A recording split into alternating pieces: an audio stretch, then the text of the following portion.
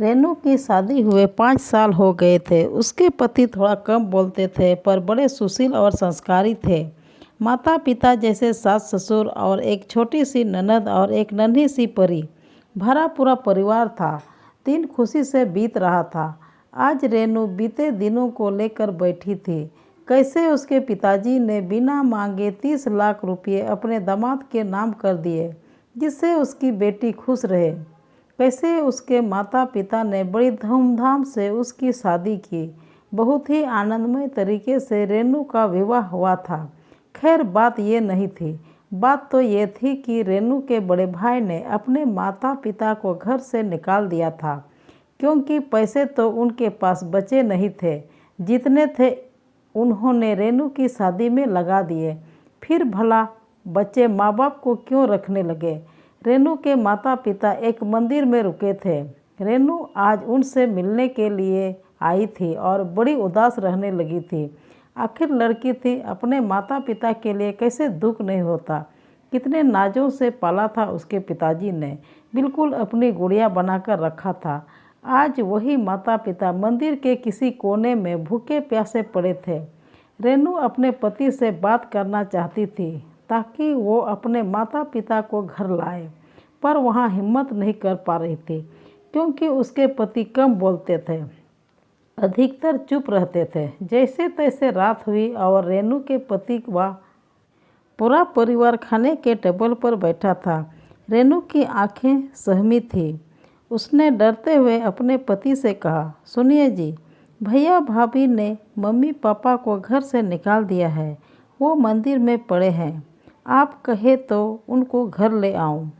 रेनू के पति ने कुछ नहीं कहा और खाना ख़त्म करके अपने कमरे में चला गया। सब लोग अभी तक खाना खा रहे थे, पर रेनू के मुख से एक निवाला भी नहीं उतरा था। उसे बस यही चिंता सता रही थी कि अब क्या होगा। इन्होंने भी कुछ नहीं कहा। रेनू रुआंसी सी आंख लिए सबको खाना परोस रही थी।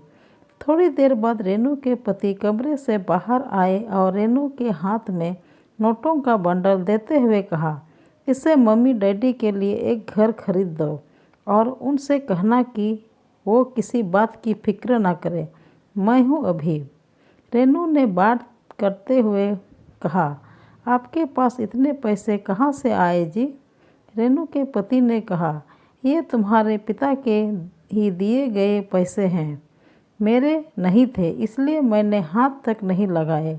वैसे भी इन्होंने ये पैसे मुझे ज़बरदस्ती दिए थे। शायद उनको पता था कि एक दिन ऐसा आएगा। रेनू के सास ससुर अपने बेटे को गर्व भरी नज़रों से देखने लगे और उनके बेटे ने भी उनसे पूछा, आमा जी बाबूजी यही ठीक है ना? उसके आमा बाबूजी ने कहा, बड़ा नेक ख्याल है बेटा नवनीत, हम तुम्हें बचपन से जानते हैं।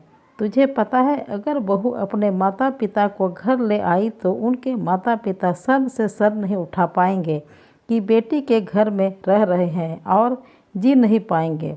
इसलिए तुमने अलग घर दिलाने का फैसला किया है, यह सही है।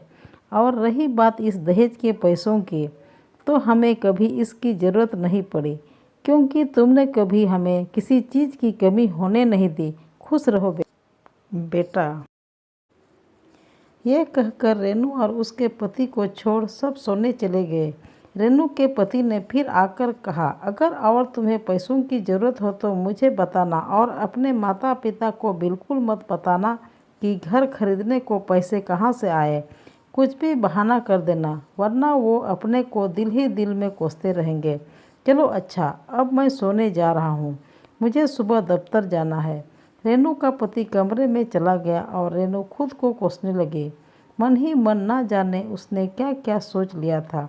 मेरे पति ने दहेज के पैसे लिए हैं, क्या वो मदद नहीं करेंगे? करना ही पड़ेगा, वरना मैं भी उसके माँ बाप की सेवा नहीं करूँगी। रेनू सब समझ चुकी थी कि उसके पति कम बोलते हैं, पर उससे कहीं ज़्यादा समझते हैं। रेनू उठी और अपने पति के पास गई माफ़ी मांगने।